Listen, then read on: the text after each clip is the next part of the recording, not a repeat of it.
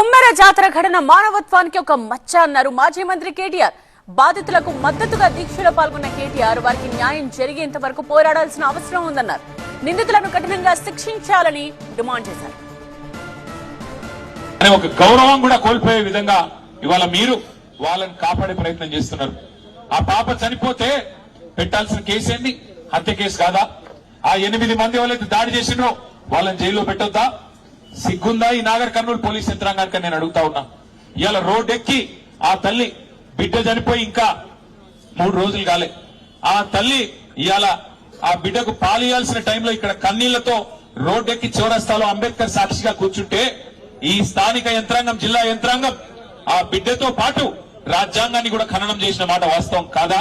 మనుషులను చిన్న చూపు చూసి దేవుడు దర్శనానికి రాకుండా చేసి వారి మీద దాడి చేసి మళ్ళీ వారి మీదనే కేసులు పెట్టి చివరికి రోడ్డు మీద కూర్చునే పరిస్థితి తల్లికి, ఆ తండ్రికి, వాళ్ళ కుటుంబం మొత్తానికి తెచ్చిన ఈ వ్యవస్థను చూసి సిగ్గుతో తలదించుకోవాలి తెలంగాణ సమాజం.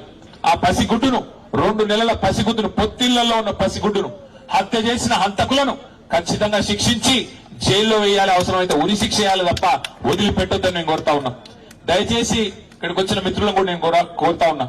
సరే, మేము చుట్టపుగా వచ్చినాం, పోయినాం, కానీ ఇక్కడ ఉన్న మా తమ్ముళ్ళు బీసీ, ఎస్సీ, ఎస్టీ అందరూ జేఏసీగా ఏర్పడి విశారదన్ గారు, మందకృష్ణ గారి తరఫున, బీఎస్పీ తరఫున అందరూ కొట్లాడుతా ఉన్నారు, బీఆర్ఎస్ తరఫున కొట్లాడుతా ఉన్నారు.